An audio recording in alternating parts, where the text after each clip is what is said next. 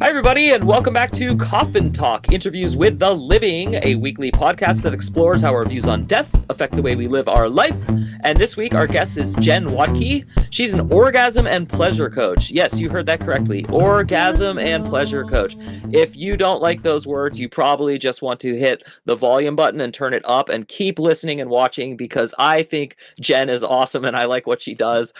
She believes that what we experience in orgasm and when we experience an orgasm and pleasure to the fullest, we move into the divine and become fully empowered in all areas of life. No matter where you are on your pleasure journey, anywhere from pre-orgasmic to having consistent orgasms with a partner, she can help you tap deeper into your pleasure, power, and divinity. And I'm seriously excited, Jenn, to introduce you to our audience and talk about this, because this is a subject that comes up in my head and I've thought about a lot, especially since I was a teenager. And I'm really excited to ask you a ton of questions about it. So I'm sure you're used to that. But how are you? I'm great. How are you? I'm good. I'm the little teenager in me is giddy to interview an orgasm and pleasure coach. The 43-year-old man in me is like, all right, this is cool, whatever. But our standard questions are: how old are you? Where did you grow up? And what generation, if any, do you consider yourself a member of? I'm 49. I'm technically Gen X, I think, but I don't know. I don't quite feel like I'm Gen X. Maybe it's just that that feels old to me. I don't know. Um, I almost feel like I'm a little bit of a more of an older millennial. I don't know. But fundamentally it doesn't matter. And I grew up in Edmonton, Alberta, which is a town on the prairies, sort of the Texas of Canada. Um, I have a if you lot of will. Canadian friends, and all of you say that. Yeah. And then I also watch hockey, so I'm like, Edmonton and stuff. Like, I know kind of based on the crowds and arenas, I have sort of figured out Alberta and other areas. If you Edmonton's find, got the best hockey crowds in Edmonton for yeah. sure. Yeah. So are you still in Canada? Or are you Yeah, I'm in Victoria, BC right okay? now. Oh, cool, Yeah. awesome. Great. Well, we're happy to have you on, and I think the first question that everyone would want to ask you is, how did you become an orgasm and pleasure coach? Like, what is the if someone's young and listening, like, what do I do to get there? So, I sort of had a bit of a winding journey. I actually am a trained teacher. I taught for about 10 years in sort of a few different kind of formats. And then I had almost a nervous breakdown. So I was like, this is not the right career for me. And I transitioned into working in film. And that experience of being sort of away, kind of from my parents, even though I was 32 when I moved away, sort of shifting away from my parents sort of let me really open up. And that's when I started exploring sexually. I was like, coming out of a marriage. So I was like, well, they yeah. lied to me about marriage and relationships. Like, what else did they lie to me about? And I just did this whole, I don't know, 4 or 5, 6 years maybe of just pure exploration around my sexuality. So I, was in an open relationship. I went to some swinging parties. Like it was super, I kind of think of it as my slut phase. And there was a lot of learning in that exploration. And I think however we show up in partnership with other people, like that is a mirror. So that sexual exploration I did reflected a lot about me back to me. And I really started to slowly realize that, who we are in our sex lives is so fundamental to who we are in the world. And I just kind of slowly came to this realization that if I wanted to fully sort of live my life in truth and authenticity and who I really was, I needed to go deeper into my sexuality and deeper into pleasure. So probably about a decade. No, that was in 2008 when that started. And in 2022, I finally took some official training and got a coaching certification. But getting into it is truly just based on my own experiences and just this belief that we should all be having more pleasure. We should all have more orgasms. We should all have the sex life that we really, really desire. So No, that was yeah. great. I think I have like four questions from that, and I know you've heard some of the podcasts. I might not get to all four. I don't know. I just kind of go where it goes, but I do have like four distinct questions I Mhm. want to ask. So I think the most important one would be, or it's not the most important, but kind of going in reverse order. Authenticity is such like an important word right now, like in every culture I'm experiencing, which means like not just America, not just Canada, but like internet cultures, different rooms. There just seems to be this obsession with authenticity, and I think it's a good obsession. I also think it might be misunderstood and misinterpreted in different circles, but with your sexual private life and authenticity, I don't see a problem with that so much as I'm curious, what do you think would break down first? The social faux pas of being like extrovertedly talkative about your sexual life? Like the fact that there are some parents who wouldn't want their kids to even know that there's an occupation called a pleasure and orgasm coach. Like there's a lot of and that reminds me of the other question I have to ask you, which is, were you raised religious? So try to sneak that in with your answer. So I'm not trying to attack or vilify religions at all, but there's a puritanical vibe to like the British and the American and the Canadian cultures, and I think America suffers the most out of the three. But we have this like false sense of puritanism, and so Puritanism. So how do you adjust with all that? And again, if you were religious, I would just like to know because it would help with the rest of the interview. I was raised, I almost don't even want to use the word Christian because we were like Christmas Day churchgoers, right? Mm-hmm. And maybe at Easter when I was a kid, we certainly didn't go to church every Sunday. And I've had conversations with my mom recently. I'm like, do you believe in God? Like what? Like, because they're not outwardly religious at all. And I think basically my mom and probably my dad as well, although I haven't had these conversations with him directly, believes in Christ, but I wouldn't say is religious. And I remember, like I said, I grew up in sort of conservative part of Canada, but I remember very vividly when abortion was kind of a big topic when I was, I think, about 12 years old or so. And my mom saying, which surprised me at the time, and even looking back as an adult, she said, I hope you are never in a situation where you need to get an abortion, but if you want one, I want you to be able to have one. And so like that kind of like that isn't, stereotypical sort of conservative thinking. So, I give them kudos for being that open-minded. And I sort of very early on sort of fell into atheism. I was like, this Bible's bull, if I can swear on this podcast. I have to edit it, but yeah, it's okay. I totally is fine with it. So the Bible, I didn't believe the Bible. I was like, where are the women role models in the Bible? Like I could be the Virgin Mary. Like that's not going to happen, or I could be a Jezebel. I was like, it just doesn't land. So atheist for a long time. And then as I started getting more into the sexuality piece, that really opened up my spirituality. I have sort of started to believe that I don't know if you can really get deep into sexuality without it touching on the spiritual and vice versa. Because I think that's where that authenticity piece comes in. Like if you're hiding from yourself when you're having sex or when you're experiencing pleasure, that cuts you off, that cuts off your life experiences, that cuts off, experiencing everything that humans can experience. And when you are authentic in your sexuality and experiencing everything that you can, that becomes spiritual. Mm-hmm. Yeah. Very quickly. I mean, I remember one moment I was, having a masturbation session. And as I orgasmed, I found myself forgiving somebody. I was like, are you kidding? Cool. I'm still mad. I don't forgive this person. Like, what was that?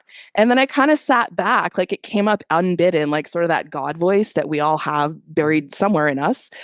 That forgiveness popped up from that voice. And I went, it's true. I guess I forgive them. Like, so yeah, that's how I see the authenticity rolling into it. And like I said, for me at this point in my life, the spirituality and the sexuality can't be separated. Yeah, no, I actually loved all of those answers, and I especially was hoping masturbation would come into play because I was alluding to being a teenager, and like, that's when my mind was literally blown. Like I remember like just it's like clear as night and day. It's just like there's me before I understood what happened, and my first experience, and I'm not even embarrassed to say this, like I actually thought I was gonna die. Like as I was achieving an orgasm, I remember being like paranoid and almost stopping and then being like, well, let's just see where this takes me. And I think this is good to discuss because as a kid, I would have been helped if I could have like known other people know this experience, talk about it. And my parents are not at all like hide this from you. It just honestly didn't come up, and my older brother didn't come up, and like I heard kids talking about it at school and stuff. So like I'm really all about like what we're talking about, sex positivity. I'm also a dad with a son and two daughters, and it's hilarious how hypocritically different I am with how I would talk to each of them, Mm, because I just don't want my daughters to get like used the way I saw men, because I'm a guy, use women. Now I've been used by a woman and I've seen women use men, so it's not that it doesn't work in reverse. It's more that there's a actual stereotypical like sexist kind of bent in the patriarchal society against women and all that. So I wasn't planning on asking you this, but did that ever arise in your lifetime? Does that ever come up? Like, I'm assuming this. Most of your clients are female. I'm not yes. sure if I'm right. Are a lot of them like women who felt patriarchal oppression and they're trying to come out of that? Where to start with Yeah, that? I'm sorry. This is like Big, beautiful question. you're very eloquent with speaking, so I trust you to like answer a lot. And I'm sorry if that's daunting. So first thing I sort of want to comment on. First of all, I know audience can't see. I nodded when you asked if most of my coaching clients were women. Oh That yeah. is correct. And going back to the first part of what you were saying about masturbation, I think that is one of the places in our sex education where we completely fall down. For most of us, masturbation is where we first experiment with the sexual and our pleasure. And we don't talk about it because we have this idea in our society that if we talk to kids about masturbation, like it's just this crazy to parents. Like they can't really address it, and the schools aren't addressing it. Schools, as much as sometimes the religious rights, like they're teaching kids how to masturbate. They're really not. They're really, not. really not. That's not happening in schools. I promise. But that dearth of education around masturbation, I think, can have really lasting effects, and especially on women. I mean, for men to sort of simulate sex, like they kind of just make a fist, right? But for girls, it's a little bit different. And so when they come into partnered sex, those experiences that we've now sort of built into our body during masturbation, especially for girls, isn't like can't be mimicked in partnered sex. So I think that is really contributes one factor anyway. It's one factor that contributes to a lot of women struggling to have orgasmic experiences in partnered sex. Like there is an orgasm gap that is a real thing. So yeah, I wish we had a way where we could sort of acknowledge that masturbation is normal and it's a way to explore your own body. And it's a really a great tool as well. Like mass using masturbation as a tool to get deeper into your pleasure and orgasm is amazing, but pleasure in and of itself is a transformative tool. So we use it that way inside of my coaching. So, and I've experienced it myself where I want to make a change in who I am or my thought patterns or things that I need to grow. And I will use pleasure, self pleasure to do that. And then I forget the second part of the question. No, that's okay. I think it's weird, but my approach usually works, and I think my listener feedback tells me so, that I just kind of bounce a lot of thoughts and then I see which Yeah. one like catches your mind and we go where we go. But what you said did remind me of like another hilarious like misunderstanding as I was growing up, which is I can actually remember why it came up. I used to be obsessed with this really bad HBO show called Californication with David Oh, yeah. Duchovny. And the reason I was obsessed is not the stereotypical male reason, which is it's the ultimate male gaze show probably ever. That or Entourage, both HBO shows that are just male gaze. But I was actually obsessed because I'm a writer, and so I actually wanted to see a show about an author who's famous because that's such a ludicrous like notion in modern culture. But then I found out in real life, David Duchovny was a recovering sex addict. And so that's what my question is like, I am not saying it's BS that someone could be a sex addict. You can be addicted to anything, but there is like this hard thing for me to grasp, which is like the pleasure from an orgasm and the pleasure from doing a lot of drugs is similar, if not the same, like in brain receptivity and all that. Drugs ultimately almost always will ruin your life. Not always, but you know, I'm going to just make it clear that I'm not promoting rampant drug use for pleasure. Responsible sex, safe sex won't do that to you. It's not like actually so a sex addict, the way I understand it, is someone who like gets into reckless situations and blah blah blah. Like I'm not going to try to define it because I'm more asking you about it, but I am curious like what your actual thoughts are on like spirituality is all about like tantric sex is like a good spiritual thing, and I agree with you that the orgasm and the feelings are spiritual, and it brings you into something, into your body, and it takes you out of your mind, and spirit is kind of living in somewhere and not in both. So with all that said, like, how do you feel about coaching people? Like, do you ever worry that you're going to give someone like a potential sex addiction, and do you ever have to No. like talk about that? Okay, so I do think that I know what you mean about the whole sex addiction. If it's to the point where it's ruining your life, like you can't function and go to your job and take care of your family because you're, in your room whacking off all the yeah, time, yeah. right? Probably a problem. But on the flip side, I worry that labeling something as sex addiction is pathologizing normal human behavior. So that's my I just gave her worry. the thumbs up because now I'm thinking of that. Yeah, sorry, please. Yeah, so that's kind of my worry. As I primarily coach women, I haven't had sex addiction come up. Usually for women, it's kind of the opposite, right? Mhm. It's like low libido or kind of the stereotypical problems that women have, which I think is a result of that patriarchy, Mhm. is a result of, us not allowing women to be fully sexual. There have been so many rules around women's sexual expression for millennia that it's in our DNA. So I think that's interesting too. Like, how much is our sexual behavior a result of generations and generations and generations of oppression? How much of it is who we really are? And I think that's where the real learning lies, and that's where your transformation lies, is going into yourself and finding out, like, what do I really want sexually? What do I really want in relationship? Um, yeah. No, that's a great answer. And I was reticent to give my opinions because I don't want to give my opinion on something before I ask about it. But yeah, I don't, like I said, I don't think sex addiction is BS. I do think it exists in both men and women, but I also think it's a really bad move for society to start like pushing that of all the things, to like worry about. I would definitely put it at the far end of a line. Yeah. And with my daughters, specifically because they're so young, I like look for like it's weird as a dad. I'm like, oh, I'm never gonna know this dimension of your life. I'm never gonna know like what you love about your husband specifically with like this kind of stuff, or your wife, like because I don't care at all if they're nothing about their gender or their sexual orientation phases me. What does phase me in a weird way that I never saw coming is like I like love them so much and I just like want them to have a healthy sexual life. So I'm kind of like as a dad always trying to think like, okay, make sure you kiss their mom like in front of them, like don't like not like a our French movie or something, but like show passion and like things like that. So do you have any thoughts on that? Hey everyone, if you're a fan of the show, please head over to mikeyop.com and click the subscribe button. It's the best way to support us and it's free. That's MIKEYOPP.com. Thanks. I think it's really sad that we can't have, or we don't have, a lot of us don't have healthy conversations around our kids' sexuality because it's like, oh my God. But I think it's really great to hear parents like you expressing, like, I want my kids to have a great sex life.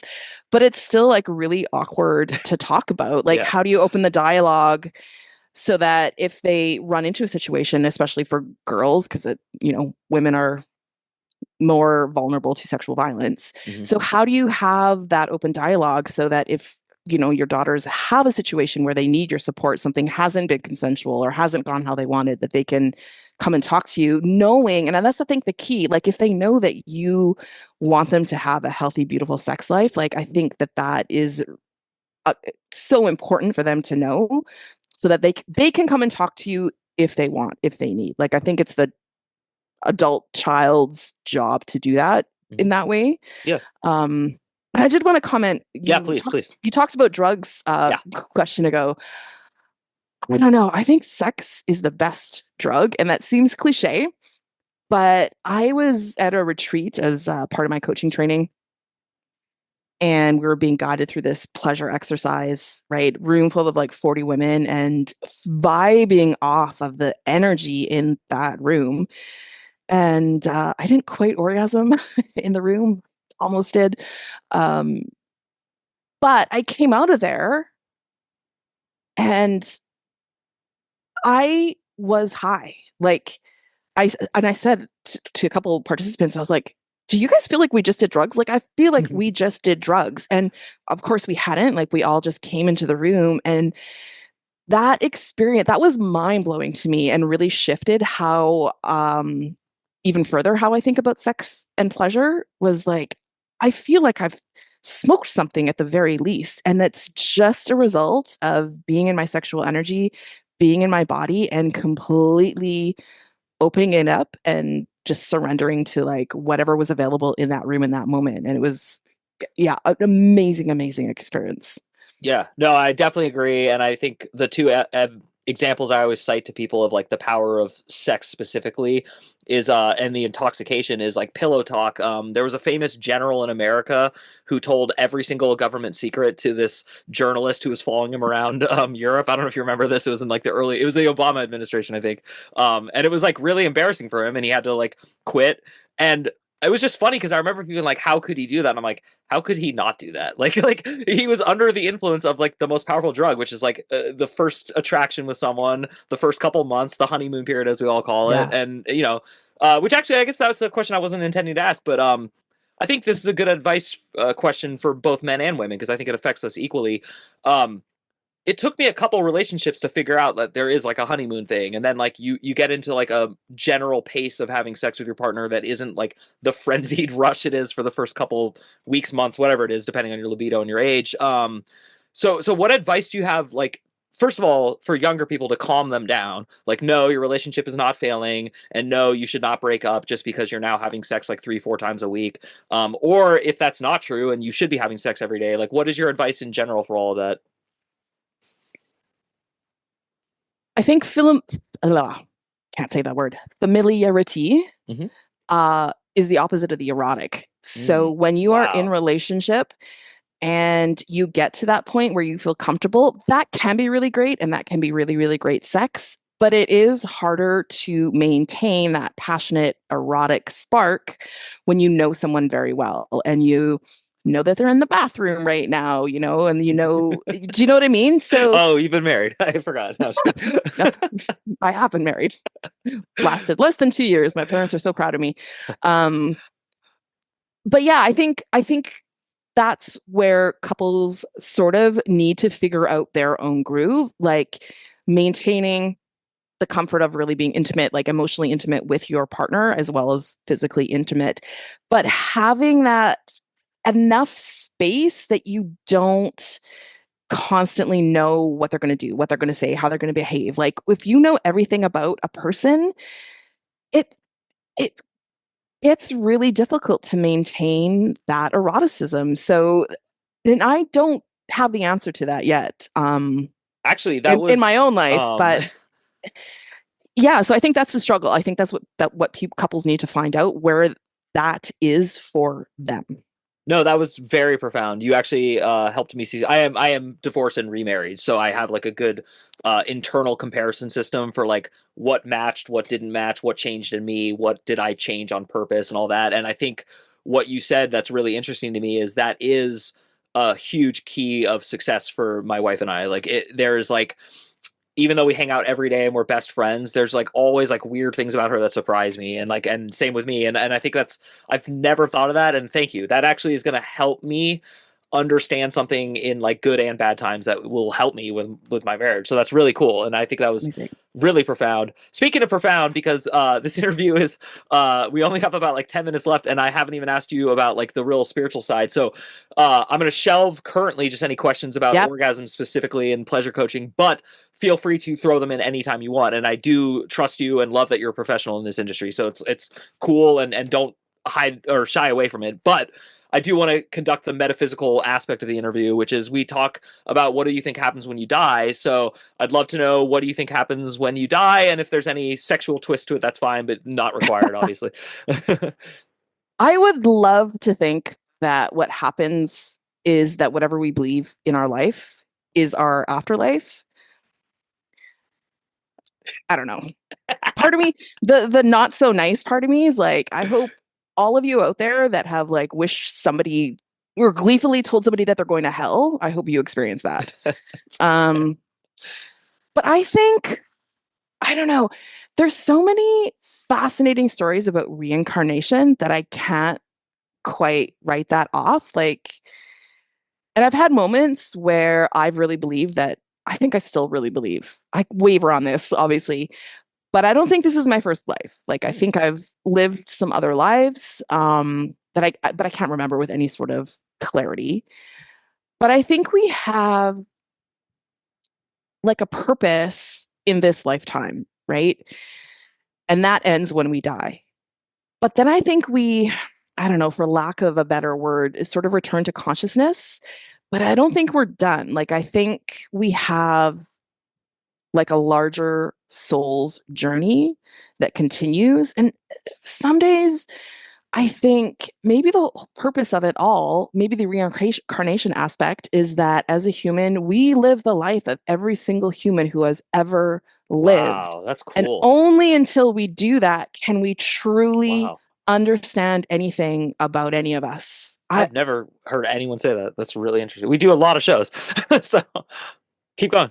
Yeah, I just, so yeah, Well, no, I didn't that's, mean to say keep going. I'm sorry. I interrupted you to say no, no, no, it's I fine. was We're fine. seriously impressed because that's I've never heard anyone even suggest that. That's just really interesting. Yeah, every now and then it pops up, and I'm like, can I ever have real, true, deep compassion and empathy for somebody or a group of people, even because we other others all the time.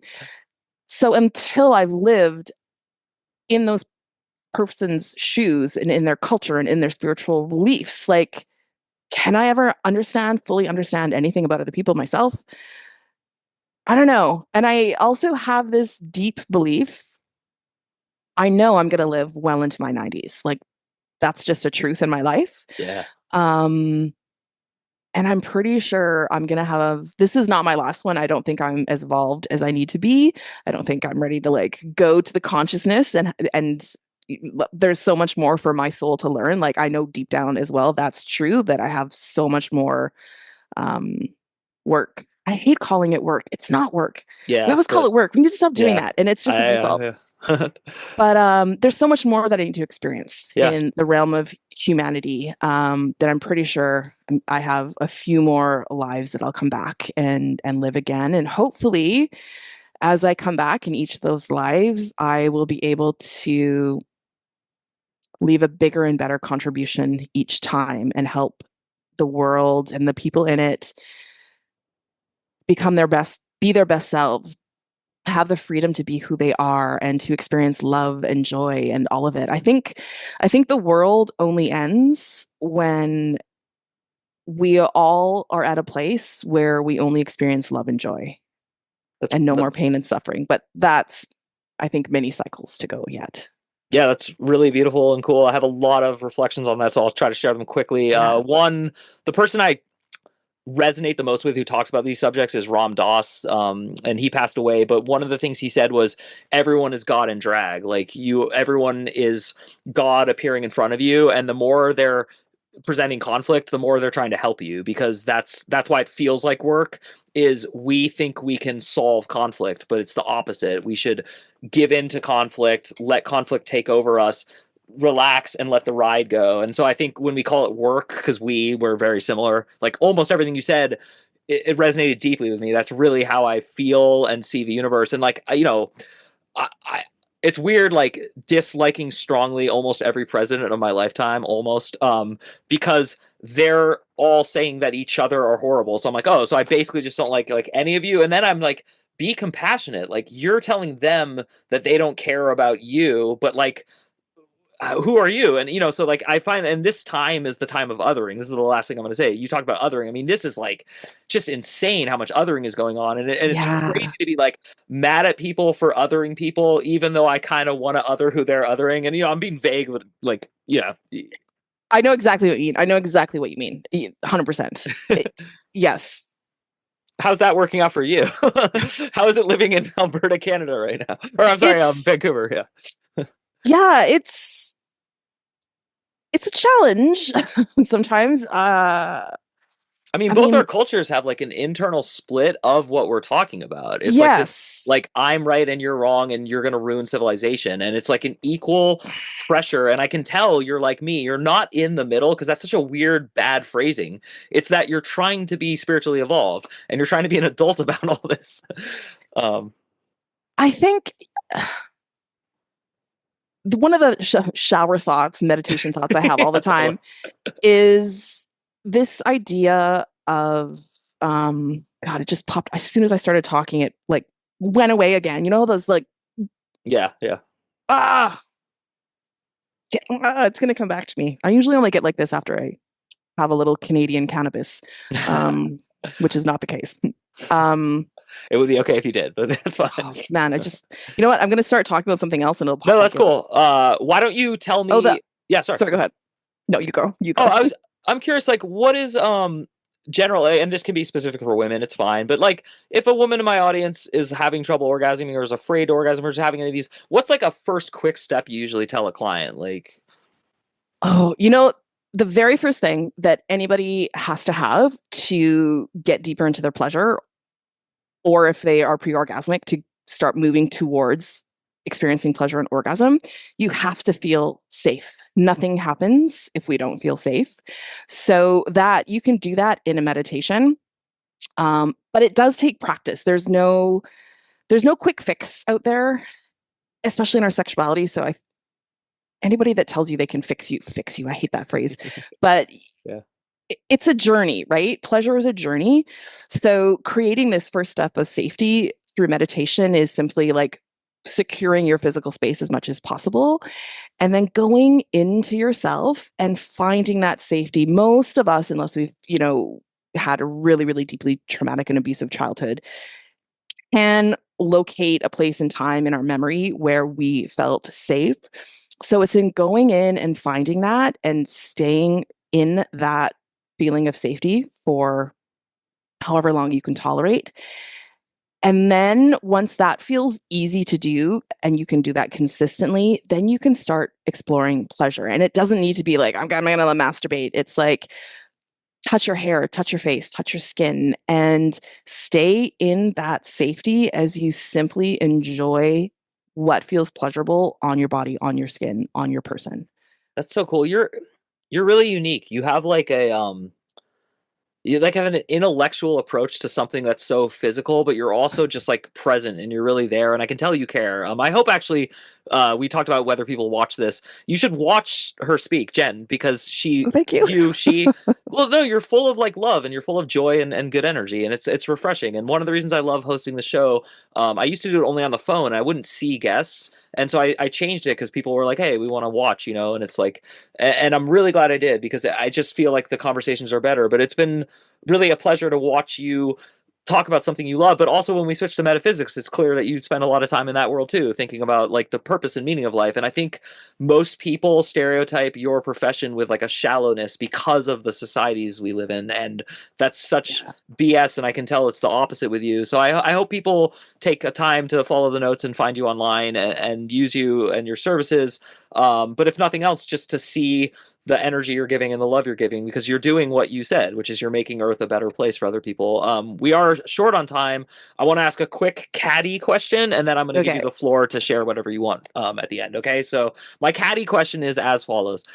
When I was in my late 20s, this girl at Columbia University walked around with a mattress on because she wanted to like talk about date rape on campus. And it's not important that she was actually lying and found guilty of that later. That's not why I'm bringing this up. If people are thinking I'm going there, I'm not. What I am bringing up is it ushered in an era that I am just appalled by, which is this idea that you need to sign consent forms and ask permission as you have sex. Like, may I touch your left breast? Yes. May I touch your right? Like, what do you think is the line between like it shouldn't just be like toxic masculinity, push someone down on a mattress and have your way, but also there is something fun about Although, exactly that's what I'm thank you. You already getting where I want to go. So yes, please. How do you think we should address this specifically with the college and young people? It's really about that.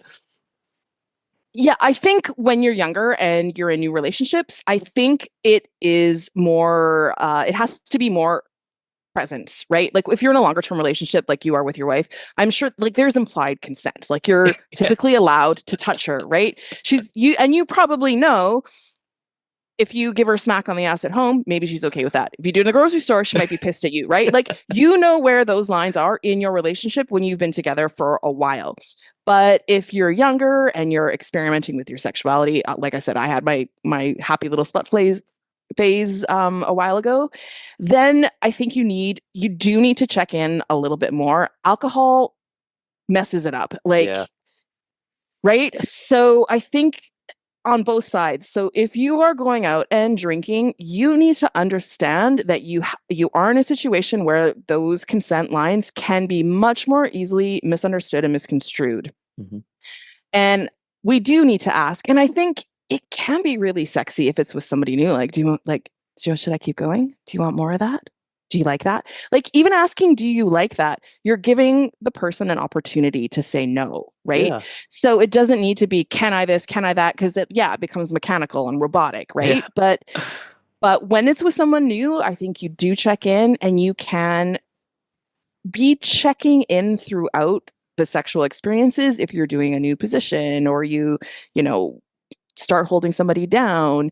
And then once you get comfortable, then throw me down on the mattress, push me up against the wall. Like, and you should know your partner well enough to know that how that's going to be received, right? Once you are with them for a certain amount of time.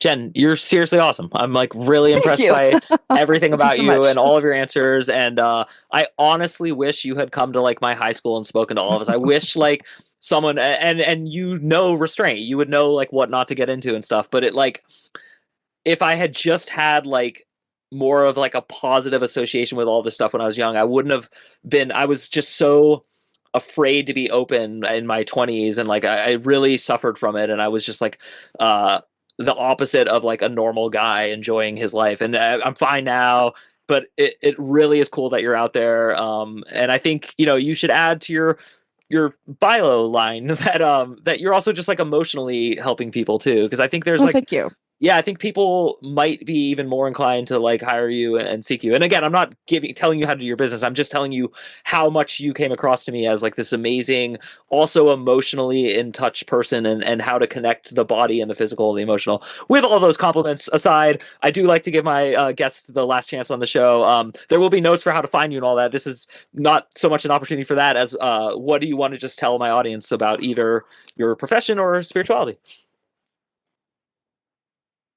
There's more for you.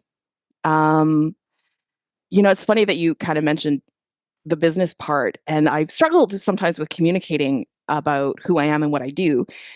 And the thing that kind of kept landing over and over again, which is what I want to tell your audience, is I had all these feelings of like, this can't be it. This isn't enough. This, like, there's got to be more. But it was so vague and so generalized, and I didn't know what that more was. I didn't know what I was supposed to be moving toward. And I think that that's a really common experience. And even if you're someone listening or watching isn't interested in me personally as a coach, just get online, look for resources. There are so many people out there offering free resources. And when you have those, like, what is this? Like, there's more. Like, there's something deeper going on with you that is discontented, or that you're not aware of, that needs unpacking. And I think living like an unpacked life, I think, is such a disservice to your every one of our humanity. Like, you are the best thing for you to study. Like, find out more about yourself. Like, we all think we know ourselves really, really well, and I don't think we do. The more I've been on this journey, the more I'm like, oh, I'm not sure how I'd respond in this situation. I don't know how I think about this. Like, go in and find out, play with yourself, physically, literally, metaphysically, spiritually, like, play. Like, there's nothing serious going on here in life. Like, we're here to love, we're here to connect, we're here to play, we're here to have fun. We're here, you know what I mean? Like, Yeah. And if something feels missing, go find what it is. That's such great advice. Thank you so much. I really appreciate you, Jenn, and I appreciate everything you do. Jenn Wodtke, everyone. Again, check the notes on this that you're listening to, or if it's on YouTube, you can just see it right under. Please support her, and if you want to support our show, the only way to do it is to head over to mikeyop.com, that's MIKEYOPP.com, and sign up for the free weekly emails that I send, which are either fiction, nonfiction, music videos, podcasts, etc. So thank you again, Jenn, and thank you to everyone at home. My name is Mike Oppenheim. You have been listening to Coffin Talk, and we will see you soon.